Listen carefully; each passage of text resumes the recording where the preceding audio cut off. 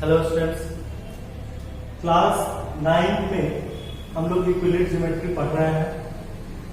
आज हम लोग कुछ डिफिनेशंस पढ़ेंगे जिसमें जानेंगे कि अपग्रेड किसे कहते हैं, प्रमेय किसे कहते हैं और उसके कुछ एग्जाम्पल जो है हम लोग जानेंगे।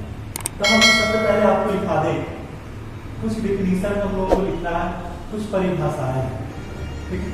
आप ध्यान से देखेंगे और समझेंगे एक एक करके, ठीक है।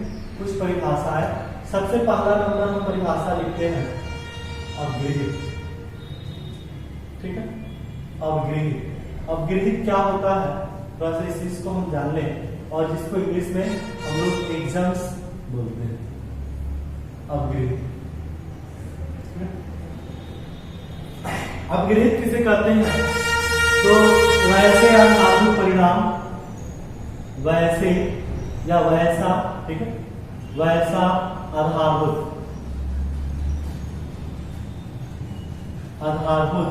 परिणाम। डिफिनेशन आप देखेंगे, वैसा आधारभूत परिणाम जो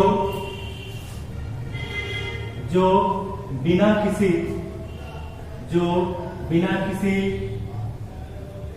प्रमाण के सत्य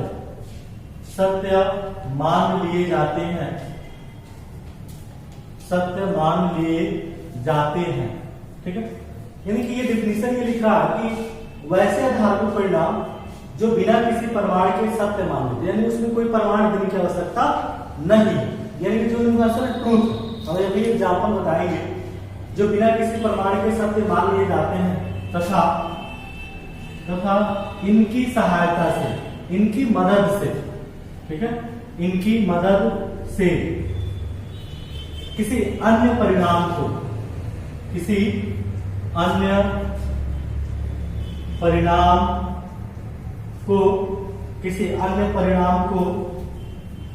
सिद्ध किया जाता है। इनकी सहायता से किसी अन्य परिणाम को सिद्ध किया जाता है, उसे अपग्रहित कहते हैं। क्या कहते हैं बाबू? अपग्रहित कहते हैं, उसे अपग्रहित कहते हैं, ठीक है। समझ में आ रहा है?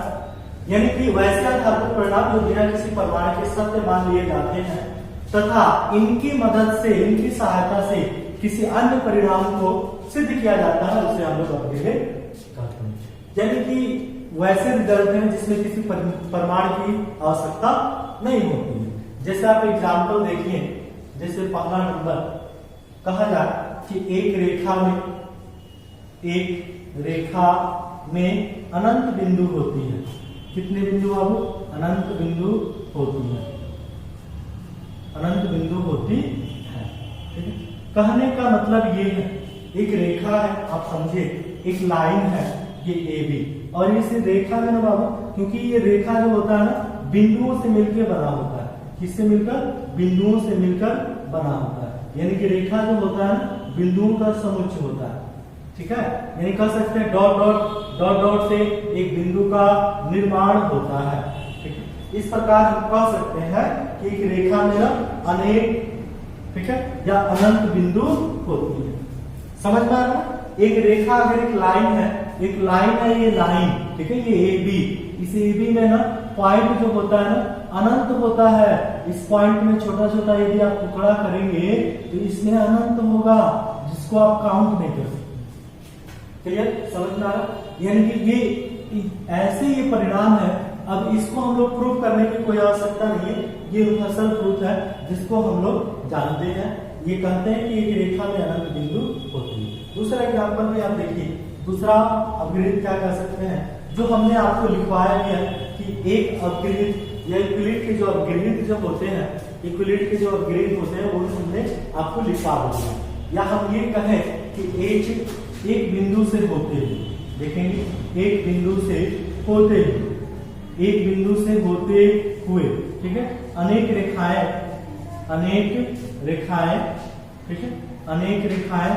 खींची जा सकती है, अनेक रेखाएं खींची जा सकती है।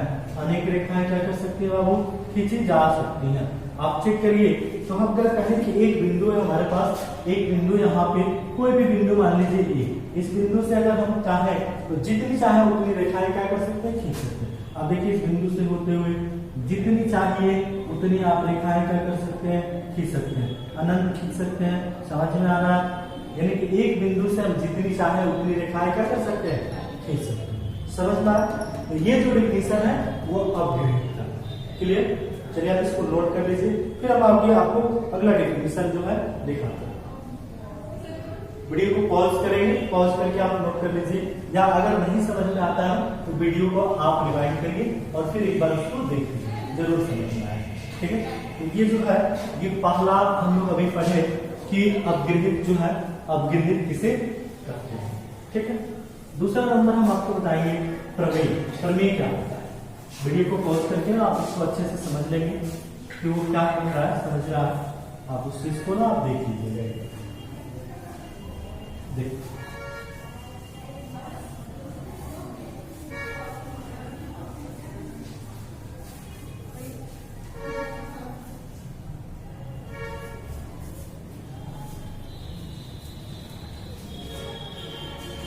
देखेंगे, दूसरा नंबर है, सेकंड नंबर जो हम आपको लिखा है उसको हम लोग बाबू प्रमेय कहते हैं। ठीक है? प्रमेय, प्रमेय जानेंगे प्रमेय क्या होता है। ये सब जब हम लोग थ्योरम पढ़ेंगे ना, प्रमेय सिद्ध किया जाएगा, ये सब चीज इसका उपयोग होगा। आप देखिएगा प्रमेय, प्रमेय क्या होता है, उस चीज को हम लिखते हैं, समझिए। हम लिख सकते हैं यहाँ पे वैसा आधारभूत परिणाम, आधारभूत परिणाम जो विभिन्न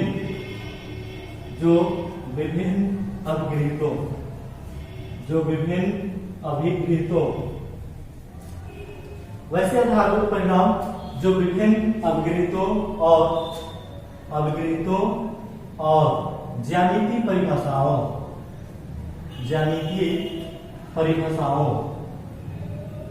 परिभाषाओं के माध्यम से, ठीक है, ज्यामितीय परिभाषाओं, ठीक है,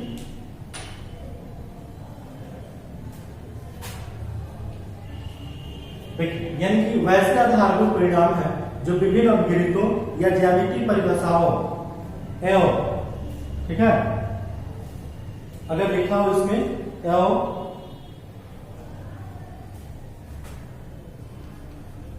तर्कों के आधार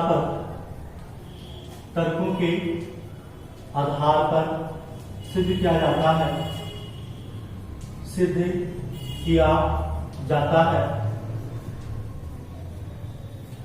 जाता है, उसे प्रमेय कहते हैं।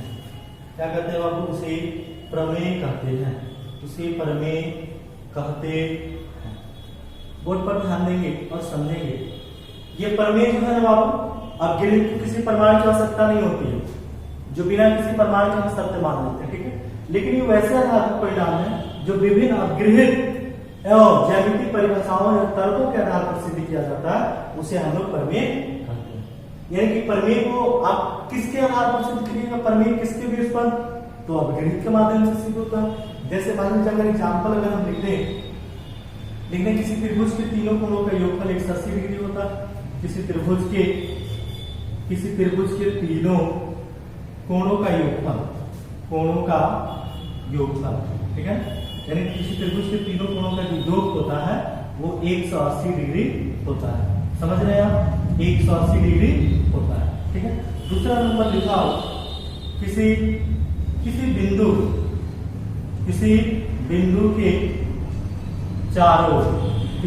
के चारों ओर के कोणों का योग, किसी बिंदु के चारों कोणों का योग, ठीक है, कितना होगा बाबू? 360 डिग्री होता है। जब आप लोगों को प्रमेय पढ़ाया जाएगा, थ्योरम पढ़ाएंगे, सिद्ध करने के बताएंगे, तो ये दोनों हम आपको सिद्ध कराएंगे। यानी किसी त्रिभुज के तीनों कोणों का योग ऐसे अपने से नहीं कर सकते हैं, इसको आपको सिद्ध करना होगा। कैसे होता है? प्रूफ।